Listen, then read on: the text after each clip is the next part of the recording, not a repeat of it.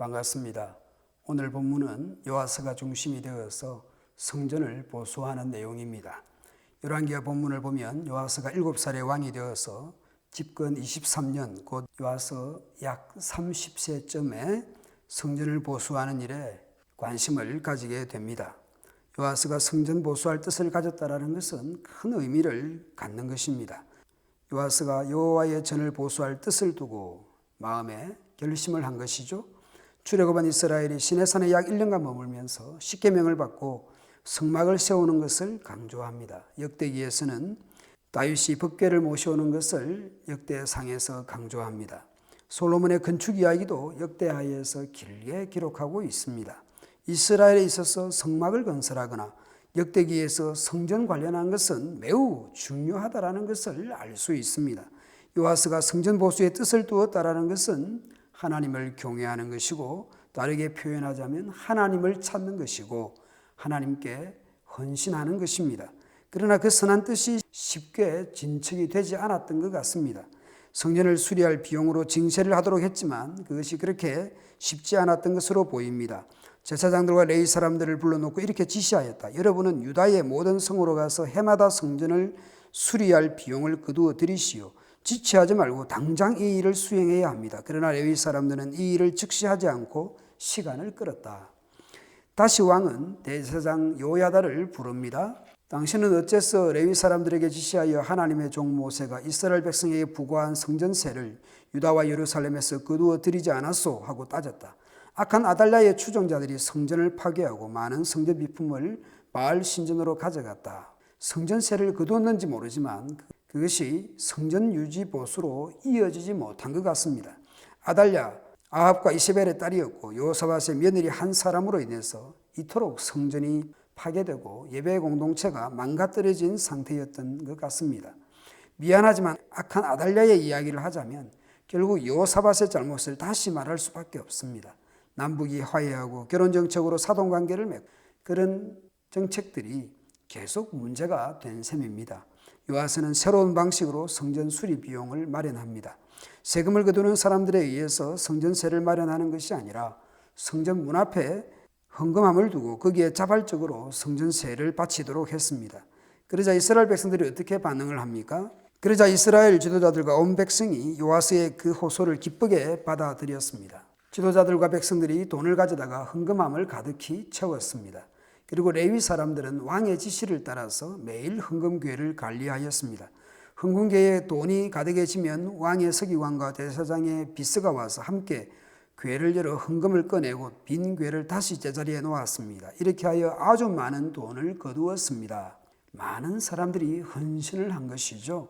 요야다의 신앙의 격려와 요아스의 여호와 신앙의 열심과 또 백성들의 헌신, 이 모든 것이 하나가 되어서 성전을 수리하게 됩니다.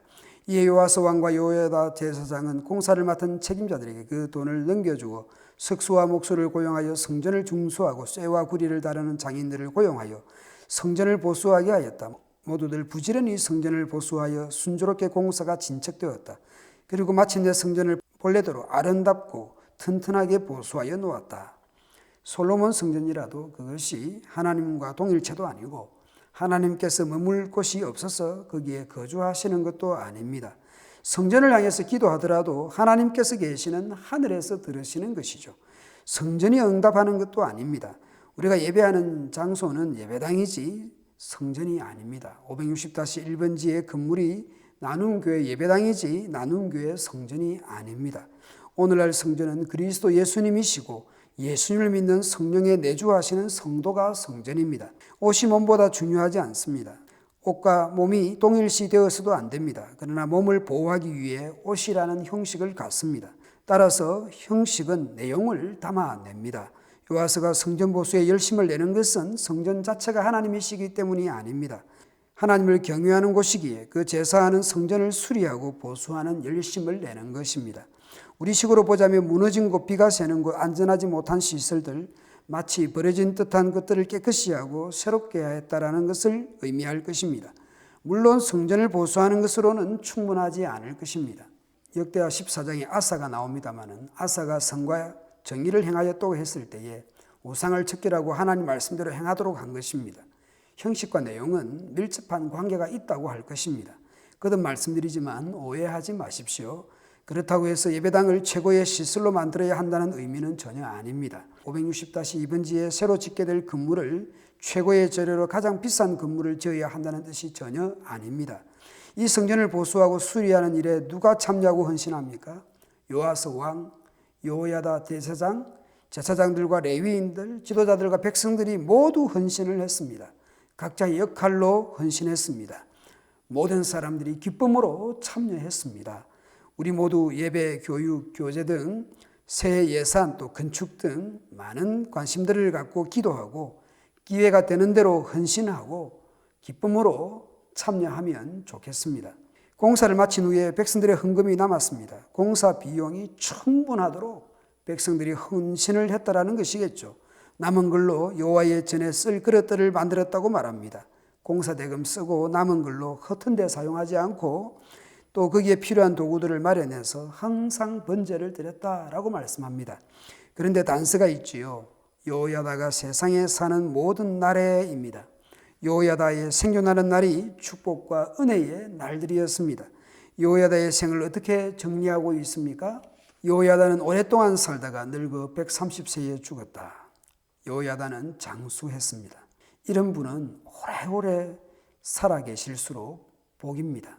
그의 시신은 왕으로 모셔집니다. 그를 다윗성에 있는 왕들의 묘의 장사였다. 여호야다는 왕이 아니었습니다마는 그를 왕으로 추모하고 있습니다. 그만큼 당대 이스라엘 공동체의 왕 같은 분이었습니다. 그렇게 그를 높이는 이유가 있습니다. 이는 그가 이스라엘과 하나님과 그의 성전에 대하여 선을 행하였음이더라. 이것은 역대기 기자의 평가이지만 또한 하나님의 평가인 셈입니다. 유다에서 왕은 아무나 되는 것이 아닙니다. 다윗의 혈통을 잇는 사람만 왕이 됩니다. 아합과 이세벨의 딸 야달랴는 6년 동안 권력을 쥐고 있으면서 평안을 깨뜨리고 성전을 훼손하고 신앙을 무너뜨리고 우상 숭배하고 다윗 언약의 계대를 몰살시키듯이 했습니다. 그녀는 결국 심판적인 죽임을 당합니다. 그와 비교하여 여호야다는 백성들이 그를 왕처럼 추모하여 그의 시신을 다윗의 묘실에 안장을 합니다. 역대기 기록을 통해서 하나님께서도 그를 선한 사람으로 평가합니다.